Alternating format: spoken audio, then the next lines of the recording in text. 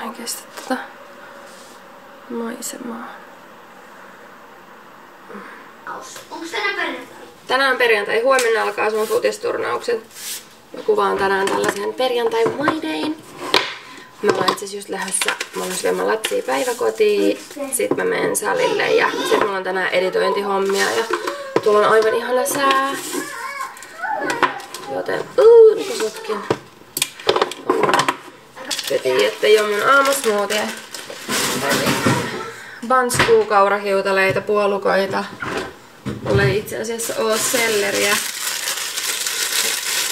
Persiliaa. Inkivääriä.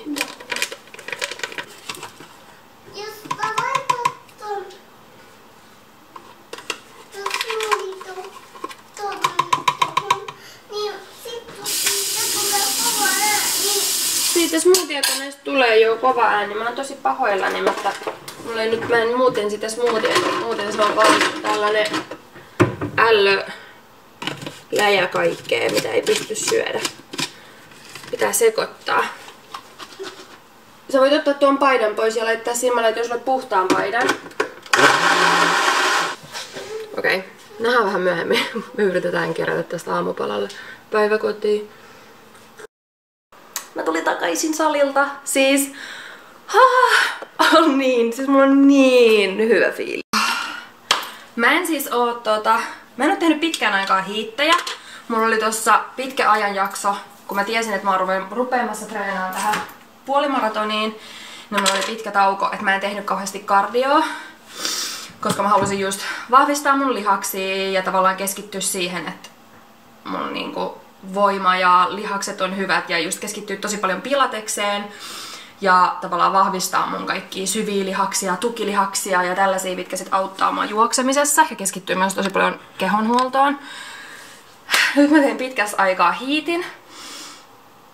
Ja mä en tiedä, siis silti mun kunto on vaan kohentunut, niin kuin tiedättekö te, ihan sairaan paljon, koska viimeksi kun mä oon tehnyt hiittiä, niin mulla kesti tosi paljon kauemmin palautua. Mä teen aina silleen, että mä juoksen 30 sekkaa, kävelen 30 sekkaa, juoksen 30 sekkaa. Nyt mä esimerkiksi tein 8 kierrosta. Ja sit kun mä juoksen, niin mä juoksen niinku täysiä. Silleen, että sykkeet oikeasti nousee. Ja hiitistä tulee niin hyvä olo. Mutta yksi niinku, mitä mä oon oppinut nyt, kun on ruvennut seuraa omaa kiertoa ja opiskellut kaikesta hermostosta ja stressistä ja muusta, niin hiittiä ei kannata oikeasti tehdä esimerkiksi silloin, kun on tosi lähellä menkkoja, niin kuin joku viikko ennen menkkoja ja menkkojen aikana nyt varsinkaan, koska hiitti on tosi korkeastressinen treeni, tiedättekö te, kropalle. Niin nyt mutta mulla on nyt agendana tehdä hiittiä kerran viikossa. Mä ajattelin, että sit just lähempänä menkkoja mä tekisin jotain pilateshiittiä. Ja sit menkkojen aikana en tee hiittiä ollenkaan. Et mä yritän nyt treenaa muutenkin silleen, että just ennen menkkoja mä saisin kaikki sellaiset raskaimmat treenit ns. Sisään. Ja sit menkkojen aikana pitäisin silleen, että mä en tee mitään rankkoja treenejä. Että just maks jotain tosi low impact pilatesta. Mut joo. On ollut myös ihanaa käydä juoksemassa. Mä oon nyt ruvennut juoksemaan enemmänkin yksin. Aiemminhan mä oon juossut aina mun poikaystävän kanssa ja mä aloitin yksin juoksemisen vasta nyt, niin kun mä rupesin treenaamaan tuohon puolimaratoniin, koska mun on pakko oppia myös se yksin juokseminen ja tiedättekö se tahdittaminen ja kaikki. Mut vitsi, tuli niin hyvä fiilis tosta hiitistä. Hiitti on kyllä oikeesti, silloin kun se osuu oikealle päivälle, niin vittu tulee voittamaton olo. Mä kuuntelen aina kaikkia anime opening biisejä, kun mä teen hiittiä, koska mä saan niistä ihan hulluna motivaatioa. Ja anime on muutenkin, mä oon puhunut, kyllä te tiedätte, mä oon anime girly, mä rakastan animea. Ja mä tykkään animesta, koska se on niin motivoivaa, koska ne on basically aina, siinä on se päähenkilö, ja sit se jollain tavalla koko ajan evolvaa, ja sit se on tosi motivoivaa. Siksi ne biisit on myös motivoivia. Voisin nyt nopeasti. Mä siis treenaan puolimaratoniin silleen, että nyt mä oon vähän släkännyt. Oikeesti mä oon släkännyt. Mä oon juossut 1-2 lenkkiä viikossa, mut nyt on 5 viikkoa puokkiin. Ja nyt mun tavoite on se, että mä juoksisin yhden pitkän lenkin viikossa, yhden lyhyemmän lenkin viikossa ja sitten tekisin just hiittiä. Ja se yksi lyhyempi lenkki voi olla esimerkiksi just juoksumatolla yläkroppatreenin jälkeen tai jotain tollasta. Mutta mä oon tässä puokkitreenauksessa todennut, että mä vihaan juosta juoksumatolla muuta kuin hiittiä. Mä vaan en tykkää tai nauti siitä. Niin mä mietin, että mä voisin ehkä tehdä silleen, että mä teen esimerkiksi kotona yläkroppapilateksen ja lähden siitä juokseen jonkun, tiettekö te, reilun joku 3-4 kilsan lyhyen hidastemposen lenkin tai muuta. Mut joo, mun agendana on nyt oppia tahdittaa, koska mä juoksen mun lenkkejä silleen, sanotaan, että mun keskimääräinen mun se peruslenkki, mitä me ollaan tehty aina, on 8 kilsaa. Ja mä juoksen sen sellaisella 6,11 vauhdilla, mutta mä tiedän, että mun kunto ei ole riittävä. Että se ei niinku ole mun maratonivauhti. Että mun pitää nyt harjoitella sitä, että mä tahditan itteen ja löydän sen mun oman maratonipeissin. Ja mä haluaisin myös opiskella kaikkia noita sykkeitä ja mikä olisi hyvä sykealue ja mikä on mun sykealue. Mun pitää nyt perehtyä niihin. Koska mulla on toi Apple Watch, niin se auttaa mua sit. Apple Watch, niin se auttaa mua sitten, tiettekö se, myös sen maratonin aikana kattoo mun sykkeitä. Nyt mä keskityn tahdittamiseen, mä keskityn siihen, että mä löydän mun maratonivauhdin. Mä kävin ostaa vähän lisää perunoita, koska mä eilen unohdin ostaa tarpeeksi perunaa. Sitten you already know. Puhdistamaa. Nyt mä menen suihkuun. Mä haluan pestä mun hiukset. Mä en oo pessyt niitä viikkoon, koska mä yritän nyt pidentää mun hiusten pesuväliä. Mä vaan katsoin mun bundaa. Nice.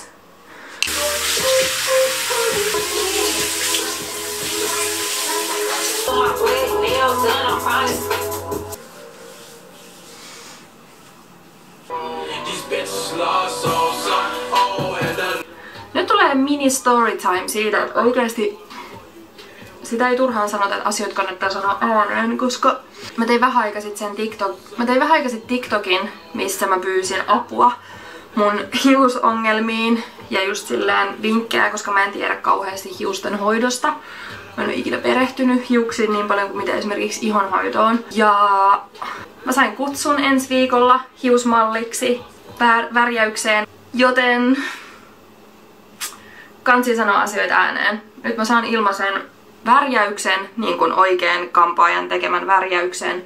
Toivottavasti myös sitten mulle sopivat hiushoitotuotteet. Mut joo, tää oli myös muistutus, kannattaa puhua vaan asioista ääneen, koska silloin yleensä tapahtuu jotenkin tosi paljon helpommin. Mä aion tänään editoida sen yhden viikkovlogin.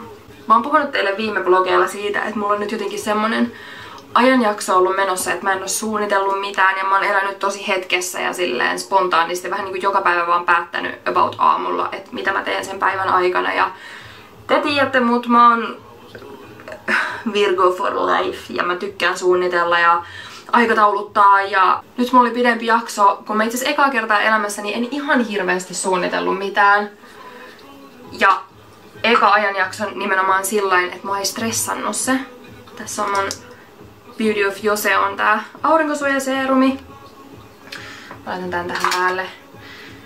Niin, siis eka kerta, että mua ei oikeesti niinku stressannut se ja se on ollut tosi ihanaa. Ja nyt mä oon päässyt siihen pisteeseen, että musta tuntuu, että on just sellaista, että mä alan löytää mun elämään koko ajan enemmän semmoista balanssia. Mun mielestä on ihanaa YouTubessa puhua näistä asioista, koska te tiedätte, jotka ootte seurannut mua täällä, että miten paljon mä oon tehnyt töitä sen eteen, että mä ns. Paranen kaikista mun huonoista ajatusmalleista ja perfektionismista ja tällaisista asioista, kaikista menneistä ja muusta. Ja nyt mulla on ollut vaan semmonen, tää oli niinku tarpeellinen ajanjakso, että mä elin tälleen tosi hetkessä ja tosi epätyypillisellä tavalla, koska tää auttoi mua näkeen, että mä oon oikeesti hiilannut niin paljon. Mä oon muuttunut niin paljon, että oikeesti se, että mä heräsin, että mä 2 vuotta heräsin suurimman osan aamuista joskus 5, tietysti journaloimaan ja meditoimaan ja tekee kaikkia mun rutiineja ja priorisoin oikeesti just sitä sellaista sisäistä työtä.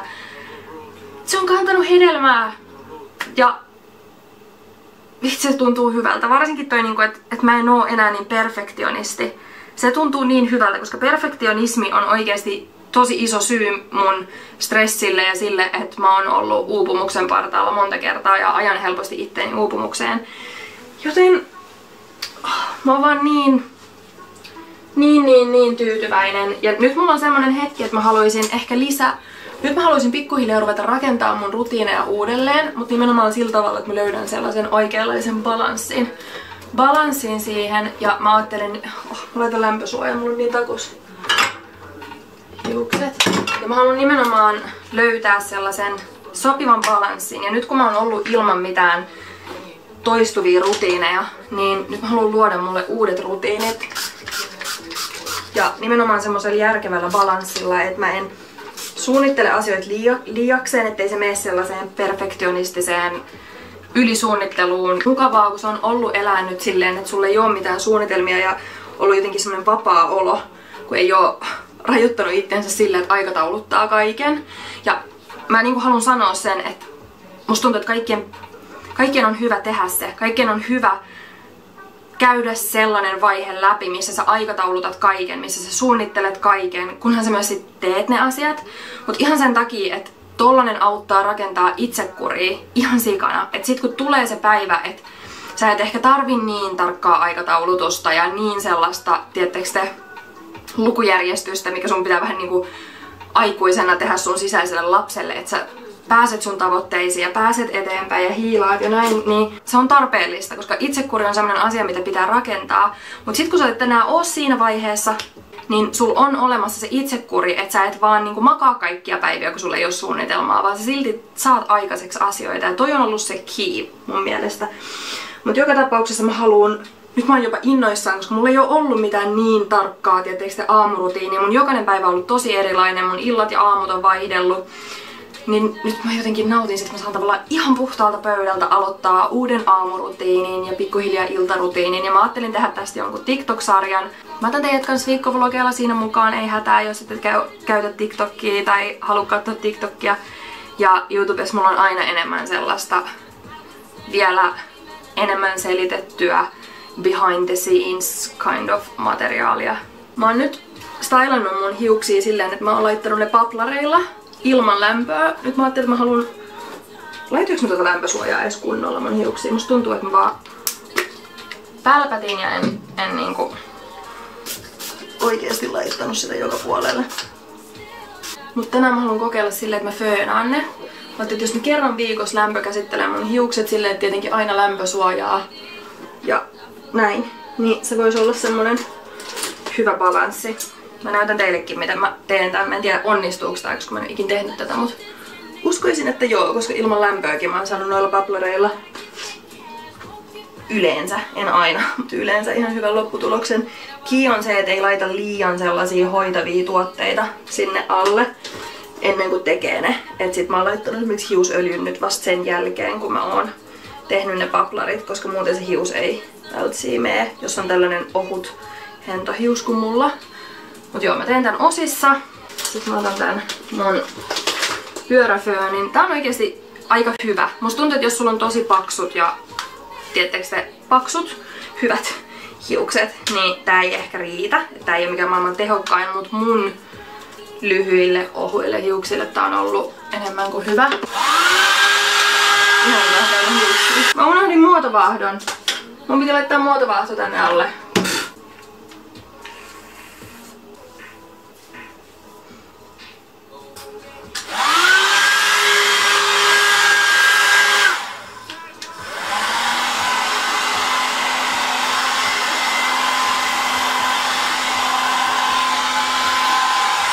Noin, nyt tässä välissä mä laitan tän kiinni. Otan täältä tällaisen rullan.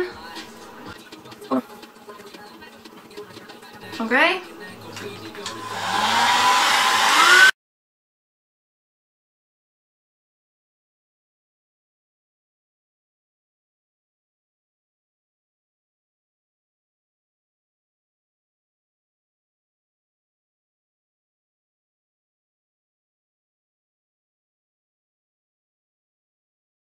Katso, mä oon ihan hiessä.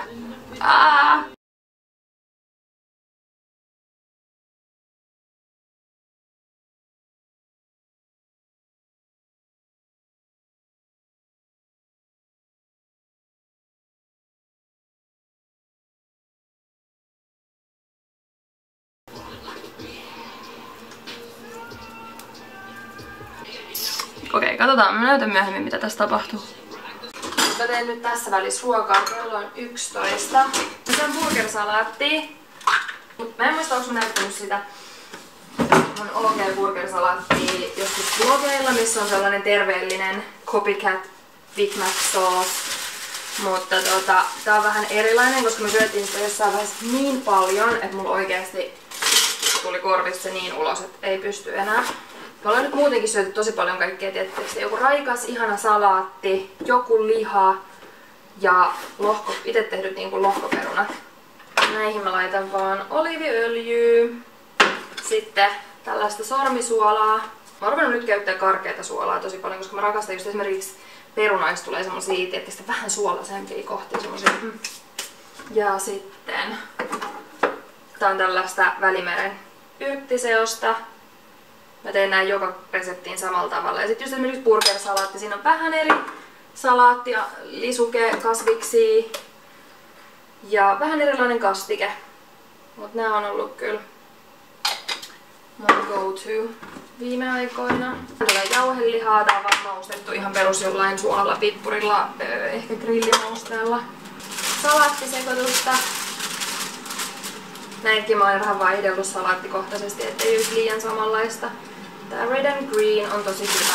Sitten tähän tulee maustekurkkuviipaleita. Mä rakastan näitä, joten mä laitan näitä aika reilusti. Sitten mulla on tässä tää kastike. Tästä tuli 4 annosta. Siinä on 1 rahkajogurtti, ehkä joku 1-2 ruokalusikallista kevyt majoa, 1 valkosipulin kynsi, sitten samaa Välimeren yrttimaustetta, pippuria, suolaa, parmesaania ja sitten tätä suolakurkkumehua. Ja sitten ne on sekoitettu. Ja that's it. Ja tuli ehkä snadisti ruskeita pottuja. En mä tiedä. Musta tuntuu, että nää on oikeesti aika jees. Mä en kuullut kenenkään puhuvan tästä puolesta e-pillereiden lopetuksessa, joten mä annan teille nyt teetä. Mä lopetin e-pillerit 4 kuukautta sitten, ja se asia, mitä mä just hiljattain huomasin, on se, että mä oon ollut tosi paljon vähemmän stressaantunut. Sen jälkeen, kun mä lopetin pillerit, niin mä tajusin, että mulla on kadonnut niin paljon mun elämästä, tietysti semmoista jatkuvaa kiireen tuntua, sellaista stressioloa. Ja sit jos tulee joku stressaava tai negatiivinen tilanne, stressireaktio menee itsestään paljon nopeammin ohi. Eilen illalla mä aloin googlaamaan, että onko niinku olemassa joku tutkimus, että minkälainen yhteys e-pillereillä on esimerkiksi stressiin. Sillä ei ole vielä löydetty ihan selkeää selitystä, mutta jostain syystä e-pillerit vaikuttaa naisten stressiin ja stressireaktioon. Ja e-pillereitä käyttävät naiset ei palaudu stressireaktiosta samalla tavalla kuin naiset, jotka ei käytä e-pillereitä. Tämä oli vähän tämmönen 4 kuukauden update. Mä oon tehnyt näitä updateja aiemminkin, eli jos et sä nähnyt niitä, niin käy kattoo niitä mun profiilista. Mä oon jakanut tätä mun e-pillereiden lopetusmatkaa. Mä haluan myös sanoa sen, että mun tarkoitus ei ole millään tavalla demonisoida e-pillereitä. Mä tiedän, että osa meistä voi paremmin kuin käyttää ehkäisypillereitä. Mutta mä haluan myös jakaa tätä mun matkaa, koska mä oon voinut niin paljon paremmin sen jälkeen, kun mä lopetin e-pillerit. Jos e-pillereissä on sulle ihan sairaasti haittavaikutuksia, ja sä käytät niitä nimenomaan vaan ehkäisyn takia, mun mielipide on se, että mikään ei ole sun mielenterveyden arvosta. En halua pelotella ketään, mutta mä oon saanut mun tokan lapsen silleen, että mä oon käyttänyt e-pillereitä. E-pillereissä saattaa olla just ihmiskohtaisesti tosi paljon sivuoireita, eikä se silti oo takuuvarma keino tulla tai olla tulematta raskaaksi. Niin e-pillereissä on syystä niin pitkä luettelo kaikista haittavaikutuksista. Tää oli vaan 1 lisää. Jatkan näiden updateien tekoa ja tulee mitä vaan kysyttävää tähän niin kuin e-pillereiden lopettamiseen liittyen. Kysykää. Voin kertoa sit mun perspektiivin kokemuksen. Okei, mä kuvaan nyt puhelimella, koska mulla on se kamera latauksessa, koska... What? Aina kieputetaan pois. Okei.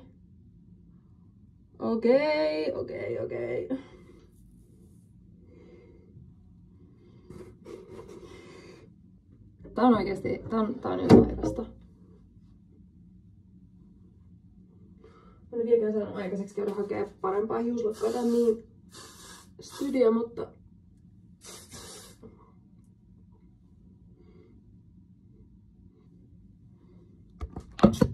Okay. Oh, that's nuts, you know. left my yard filled with 50s, and I remember my back card. I really wish bro was with me, he got an 8 on his back like Lampard. That can't be a up tryna diss me, he was in an interview ring singing ballad. He ain't on a damn thing, he's a walad. Like how you don't feel them harassed, badly looking on Nicki Minaj. Cause I got a spaceship in my garage, my own boy went over there on something. He did a sauna and a massage. You know me, I get back and manage. Sent them even ration afford that day, I was feeling like Van Hal. It's a struggle to talk about drills. When you're factual, I can get nicked and end up cancelled. So I'd rather go uptown and spray a little deal savage. I was upside giving out pictures, done it so much, could've turned to a collage. They fucked with the budge but love the white more like Nigel Farage. I scream fuck first cause I've been harassed. I was on Eagle, bros on my line. What do you mean they won't take cash in Van Cleef? And then they have the boy come harass. Come on.